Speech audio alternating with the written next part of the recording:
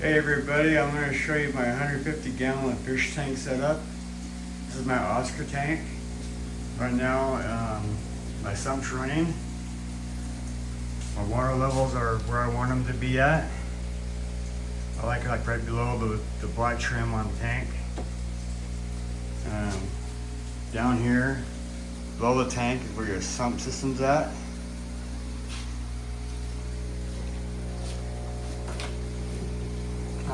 I'll explain to you from what I learned off of YouTube and on my own of exactly how this works.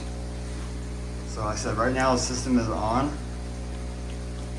What happens is water from your fish tank flows into this overflow tank. These overflow tanks come in two versions. One for your tank has pre-drilled holes, and that'd be on the inside. Since I don't have that, mine sits on the outside and it fills up in here. And then it drains down this pipe over here. Oops, sorry. So it drains down that pipe to under my tank.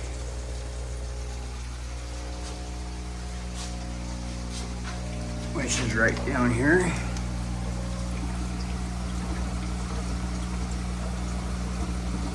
So the water's flowing in there, and it flows down in the overflow tank part, first chamber.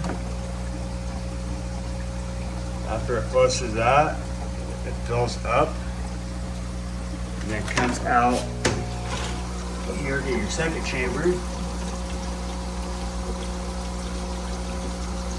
Where all your waste and stuff collects. It's a really good idea to use the porous filter media right there. That way it won't be clogged up really easy.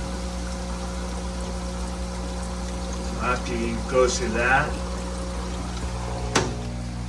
it runs down here through your biomedia, which breaks down whatever poop that passed through that first filter. It runs down through this, which breaks it down even more. And then it comes down here to the next chamber, which is your live bed. So I have a K1 filter media here, which is very porous. Allows good bacteria to grow in there.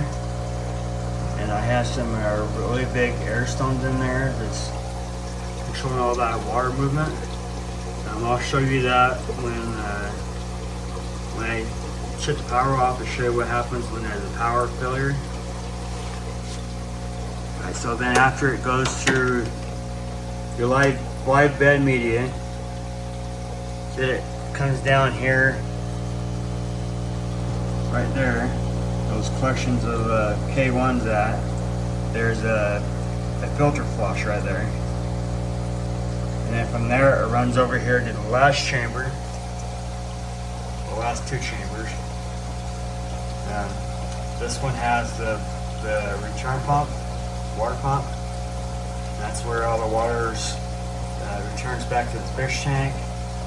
Then I also have a matrix media in there, which control nitrates and lyrates, stuff like that. So anyway, after the water comes through your live bed and passes through your filter media, then it's sucked up here from the return pump down there, all the way up that pipe, and then comes back over there. So now I'm going to show you what happens if the power goes out. I shut my power switch off, everything shuts off. You see how my water level is rising?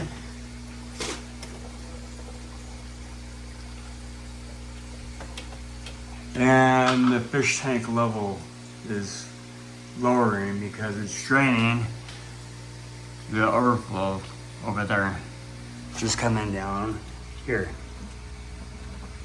And it'll keep coming out here until it reaches below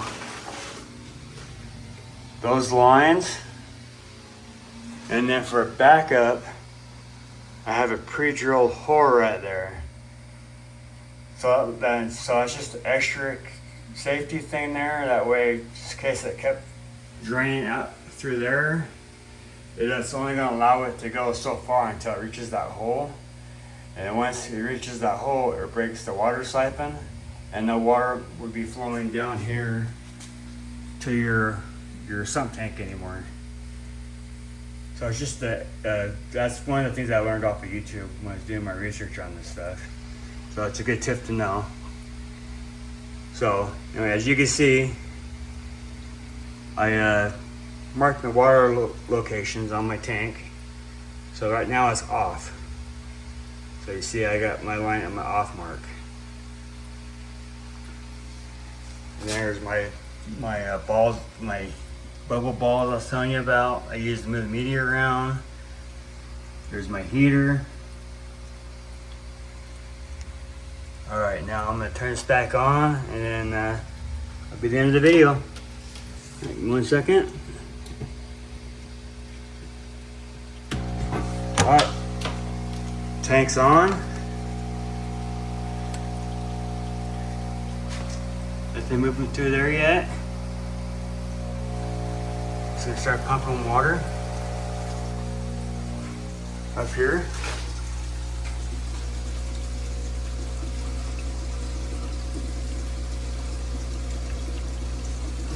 See water moving down through there now. Oh, and this air pump is hooked up to this overflow. That helps keep this primed and removes any air that's trapped in there. So that's also a good thing to have. So anyway, so the water's flowing through there now. Coming from there, down the pipe, back into there, and cycle repeats. All right, I hope this helps you guys. Thank you for watching. Bye-bye.